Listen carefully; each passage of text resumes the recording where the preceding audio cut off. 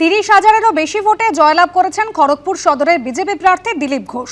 আর ভোটে জেতার পর মর্নিং ওয়াকে বেরিয়ে শটান ইকো পার্ক থানায় পৌঁছলেন দিলীপ ঘোষ। হাতে ছিল মিষ্টির বাক্স, আর পুলিশ অফিসারদের হাতে তুলে দিলেন সেই মিষ্টির বাক্স।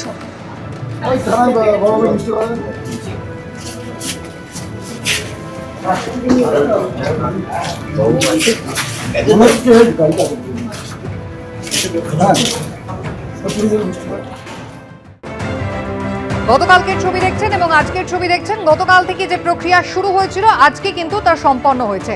মমতা বন্দ্যোপাধ্যায়ের বাড়ির এলাকা হরিশ চ্যাটার্জি স্ট্রিট অতিরিক্ত নিরাপত্তা প্রত্যাহার করা হলো।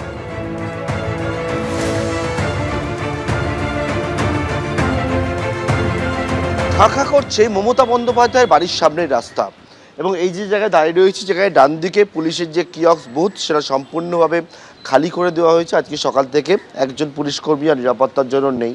অন্যদিকে ইতিমধ্যেই কিন্তু এই যে সিজার ব্যারিকেড, সেই ব্যারিকেড গতকালকেই সরিয়ে দেওয়া হয়েছিল। গেটের সামনে যে সকল পুলিশ কর্মীরা এই রাস্তায় গলির মুখে ছিলেন সকাল 6:30টার সময়, সেই সকল পুলিশ কর্মীরাও এখান থেকে চলে গেছেন। একেবারে পুলিশের যে বুথ এখানে করা ছিল, সেই পুলিশের বুথ সম্পূর্ণভাবে খালি হয়ে গেছে।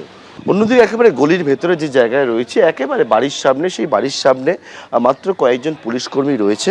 এবং যে বিষয়ে বলা হচ্ছে যে জেড প্লাস সিকিউরিটি যেটা পান মমতা বন্দ্যোপাধ্যায়, সেই জেড প্লাস সিকিউরিটি সেটা কিন্তু দেওয়া হচ্ছে। অন্যদিকে অতিরিক্ত যে পুলিশ ছিল সেই পুলিশ কিন্তু বৈধ সিদ্ধান্ত হয়েছে, এবং সেই মতো সেই পুলিশ বৈধ হয়ে গেল।